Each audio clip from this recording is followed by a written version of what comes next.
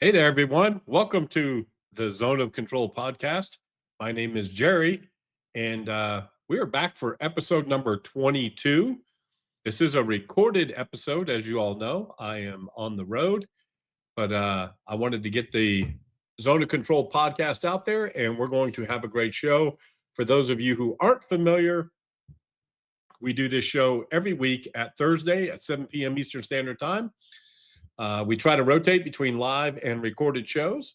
Just depends on what's going on with the schedule. Each show we try to keep within 30 minutes as we try to value your time. And again, I don't think you guys want to hear me talking for over 30 minutes. So without with that being said, let's go ahead and jump into today's episode.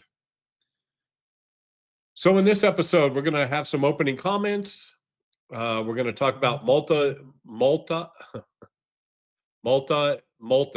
Besieged video playthrough that I'm doing. Travel and small war games. I'm not sold yet. We'll talk about that. Magazine games. Are you in? And again, just thank you for the support. So let's get together for opening comments. So I am on the road again. I'm actually, during this podcast, I am in Colorado on a motorcycle, riding in the Rocky Mountains. And if you guys have never visited Colorado, you should get out there. It's one of the prettiest places on the planet. I played my Combat Commander ladder game. I lost, but it was a good game. And if you guys like Combat Commander, you should think about joining that ladder. The game went the distance, and basically I lost on victory points. I think it was 6-0 or something. But it was a fun game, and as always, there's always twists and turns in that game that always keep you on your toes. Over here, WBC, so that starts soon. I think next week. That is on my bucket list. I would really like to go to that convention.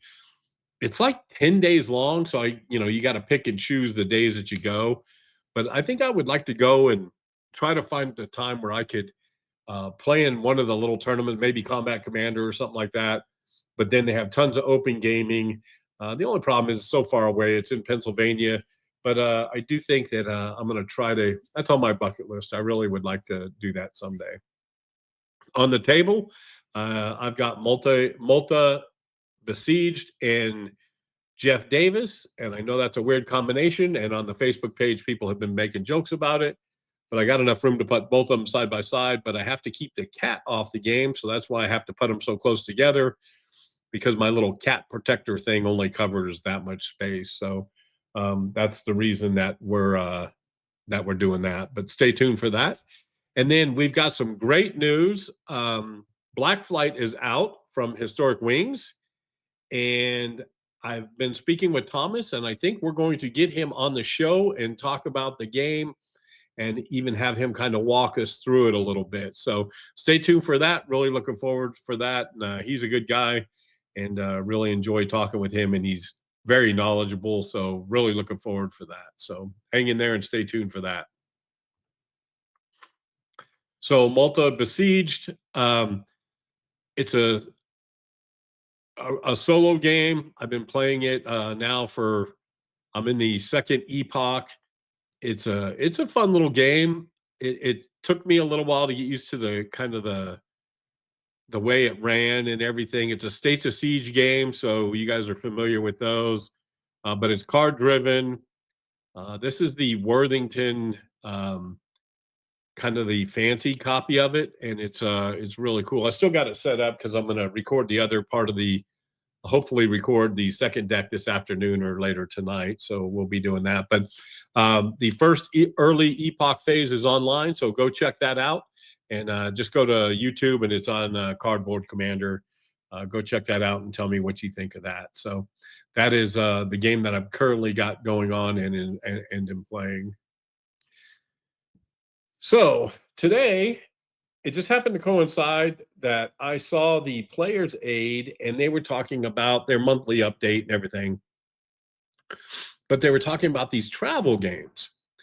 And I kind of see what the lure would be. They're small.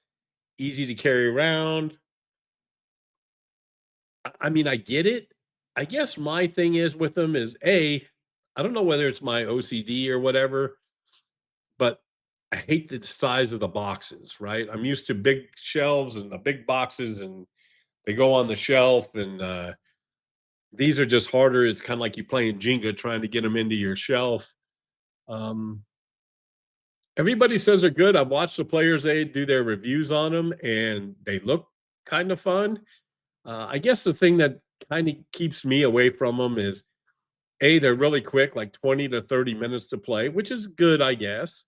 The rule book's kind of like a little pamphlet, very easy to play. Player aids are minimal. You can kind of see the picture of what they look like over here. But um, I don't know. I'm not sold. Have you guys played them? Have you been able to? What do you think of them? I like I said, I kind of like the idea, but I just don't know if I want to dive into.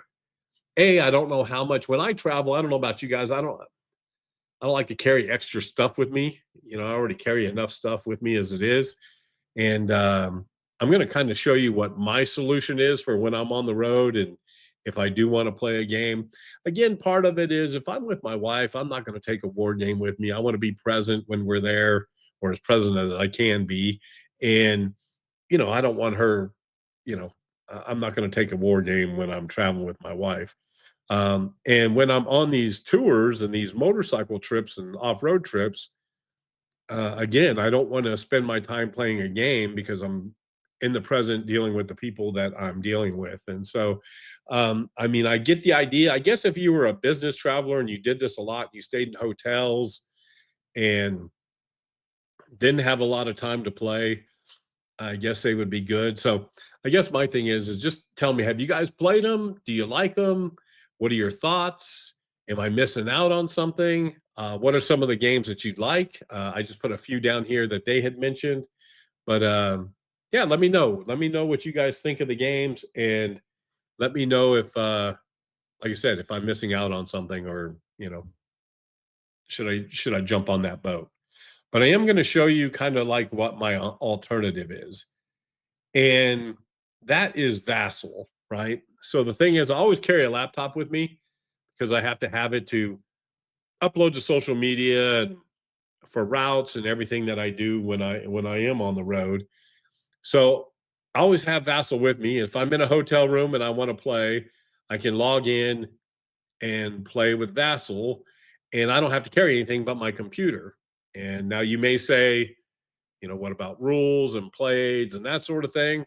Well, I do carry a tablet with me that has the rules and the play aids on there. So if I need to scan the play aid, I'll scan the play aid and put it on there. Most of the companies have the rules available as it is, but so that way I set up my laptop. I can play the game. I don't need to take any extra dice. I don't need to take anything else with me but my tablet and the game. And really, you don't even have to take a tablet. You could put the rules on your computer and the plays on your computer and do it that way as well. But I kind of like just having them set up there. So that is my alternative to travel games. And until something changes, I think this is the way that I'm going to continue to go. If you guys haven't played Viva La Emperor, it's an amazing game, a lot of fun.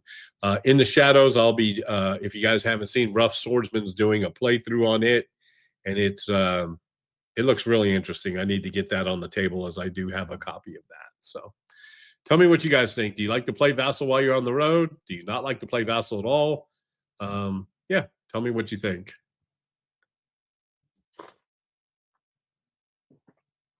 So now we come to today's kind of bigger topic, and that topic is magazine games and are you in?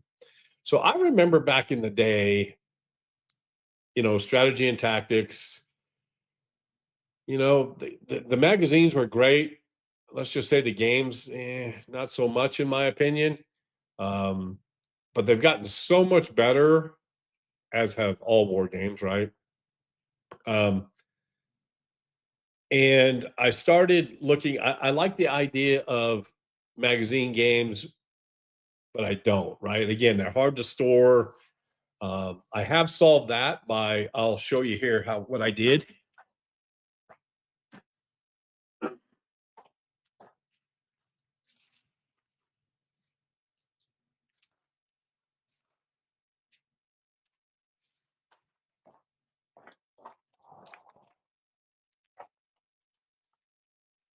So I have these industrial baggies that I got on Amazon for 100 for like $5 or whatever it is. But so I put all the games in these bags, right? So that way they're all self-contained. I don't have to worry about now. This one I haven't pulled the pieces out of, but I'll kind of show you some of this. So Special Ops is a magazine made by MMP, and these are some of my favorites.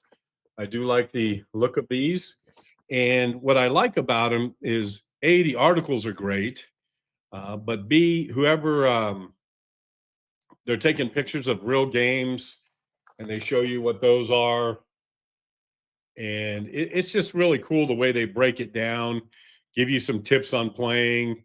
Um, Again, the games themselves that are in here, they talk about their OCS. They always have ASL scenarios in here, which is one of the reasons I get it. They also have starter kit scenarios in them. So again, just another reason to get it. This game is Gettysburg, and basically, so if you look at this, the game itself, regular type rule book, right? Which is cool. But this is 1, 2, 3, 4, 5, 6, 7, 8 pages of rules, so pretty easy to get into. And now it used to be back in the day, in my experience, was the rules were kind of bad and the components were bad. But folks, look at these. So here's the counters for Gettysburg. Those are pretty darn nice. And here's the back of them. So I really, the components are really good. This is a semi card driven game. So they have the cards and you just punch those out. And of course, you'd want to put these in sleeve protectors because they're pretty flimsy. But then check out the art on the back of them. Yeah, so pretty cool. I haven't played this. I need to get it out and play it. It gets good reviews on BGG, but who knows what, we all have our thoughts on that, right? But again, another sheet of cards. And then you have the player's aid and turn and the map. So the maps in magazine games too, I used to feel were lacking, but not anymore. And this is like look at this, folks. This is a big map. And I really like the idea of how they've got everything on the map itself, the combat results table, the turn track, your terrain effects. The graphics for this are really, really good. So for a magazine game, you get a lot of product, plus you get the magazine, plus I get the scenarios for ASL. So it's kind of a win. So I'm kind of bought in a little bit on magazine games now. Now, don't get me wrong. I'd much rather have a game that's in a box and that sort of thing, because again, my OCD kicks in. But it's just, you guys, if you've been staying away from magazine games, you should really give some of these a try because they're actually pretty good. We'll look at a couple more here, and I'll kind of, just because, like I said, I kind of like the idea, but then I just keep it in a big baggie. Like I said, the baggies were relatively inexpensive. I got more of them than I'll ever use, and then that way I can just store them on the shelf, and they're all good to go here. So we'll look at this other Special Ops magazine. So again, I just really like the look of Special Ops. I like the way they do their games. I would like to get Storm Over Normandy, but it's out of print and it's pretty expensive if you're trying to pick it up on the like through Noble Knight and all that sort of thing. So again, this has a full-blown game in it. And if you like inside, let's look at this. This has 2 ASL scenarios and starter kit scenarios. It talks about front toward the enemy, of course, MMP game, battalion combat system, last blitzkrieg. So there's, if you play any of those games, they have articles in these about all of those. The game is Blitzkrieg to Moscow. That's the rules for it. And again, I think it's,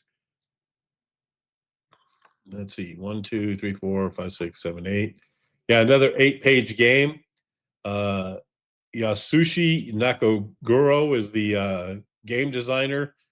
And again, just really cool little things they do for ASL. So if you play ASL or starter kit and you like MMP games and you play any of those, you really should have this. If you don't remember the way they used to do the playthroughs on the games, that's pretty cool. I like seeing those still. But again, then you come into the game. So they have, like here, they have, there's so it's a card-driven game as well. So there's the some of the pictures of the cards, and there's the back of the cards. As I hit the microphone, sorry about that. More cards. Just really, really kind of neat. And like you said, those you're going to want to put into sleeve protectors because they're kind of flimsy, but not horrible. This is for the Iron Curtain add-on. So if you play Iron Curtain, they actually have an additional scenario book in here. But then check out these. These are some big counters. Look at those things. And even my blind person can see that. And then the map, again, very nicely done. In fact, I think I'm gonna have to get this out on the table because this looks kind of interesting. But there's the map. Everything you need on the map is there. So yeah, I may have to just get that on the table. But again, the magazine games, these aren't your old grandma's magazine games. They've really done a good job at cleaning them up and getting them very nice and where you want to play them. Let's see. Sorry, I keep showing you Special Ops. It's just one of my favorites. Now, I do have some Against the Odds magazines and games, and the reason I put it on there is my favorite game to play out of a magazine is Stalingrad, Verdun on the Volga, an area game, and it's fabulous. I really, really enjoy this game. The map is huge, so you've got to have a good size. Oh, let me show you how I. So also, but yeah, Against All Odds, they put out a great magazine too. I hear they're going to be stopping, or maybe not putting out as many as they did before. I hope that's not the case. But Stuka Joe turned me on to Verdun on the Volga. He does a game playthrough on it, and that's what got me sparked to do it. But again, another game here. What they've done here is the big game is Rafia, and again, 2 ASL scenarios plus, two ASL and 2 starter kit scenarios. They've got a point-to-point movement game. They talk about shifting sands, and let's see what else is in here. So they talk about shifting sands, kind of give you a little playthrough from it, which is kind of cool. It's one of the games that are on my wish list. They talk about Fire in the Sky, then a couple ASL scenarios, and then again more articles on ASL than Rafia. So this is standard, kind of based on the standard combat system, and they've got things like elephants, panicked elephants, and everything in here. I haven't played this, but I haven't played Rafia, but I did play Savage Streets, which is there's 2 games in this one. So that's kind of cool. And then again, the ASL starter kit and that sort of thing. But if you look at Rafia, the map, it's kind of they're just going to walk into each other and do their thing. So not a lot of originality there. But then you also have the Savage Streets, which again you could take with you. We talk about travel games. You could take this with you because it is relatively small. And then I have all the counters for both games in a counter tray. And I just slide that counter tray into the bag. And that way I keep everything together that's in the game. So I just put the 2 together, stack them on top of each other, and slide them in the bag. And then, of course, store it on its back. And you're good to go. So, again, if you guys play magazine games, what are your favorites? Of course, old Strategy and Tactics. I used to love the General magazine. But like I said, the new games are just so much nicer and so much, to me, a lot more fun to play and everything. So tell me what magazine games you like. What do I need to check out? Have you guys played a magazine game? Do you have one on the table now? Go ahead and let me know and all that sort of thing. So before we get out of here, I've got a couple things that we want to chat about. So I've been on the Facebook pages of a couple of sites, and I have to laugh at all the people who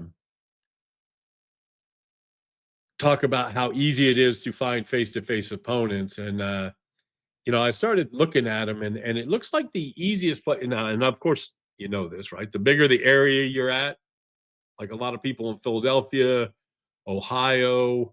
Seems like Ohio's a hotbed for wargaming. Seems like that they always have enough time to get together and play. Northwest Arkansas, we're not that fortunate. There's not a lot of people. There's 4 million people in the whole state. And whether we want to admit it or not, wargamers are a small group. So I'm glad that people can find face-to-face opponents. That's great. I would love to find 1 or 2. That would be awesome here. I do play ASL starter kit with a gentleman who, and we have fun doing that. There's also a Bert who lives in Kansas City. I need to get with him, and when we start slowing down travel-wise, we're going to meet in the middle or go to each other's house or whatever and host. But yeah, so if you get to play face-to-face and you have a regular opponent, really you guys should take advantage of that and be thankful for that. I will be getting back into the swing of playing. I need to get Christoph and I are going to pick another game and start playing. And I know a couple other people. Like I said, Thomas is going to be here from Historic Wings, and we're going to play his new Black Flight.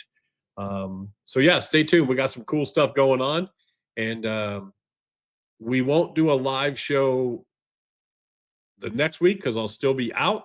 But we'll do a live show as soon as I get back and we can do it in person. So again, do all that YouTube stuff, hit the bell, ring, do all that stuff for me. Thank you for watching. Really do appreciate you. Subscribe if you haven't subscribed. It's free, easy to do. And hey, until next time, everybody, be safe, be kind. Happy wargaming.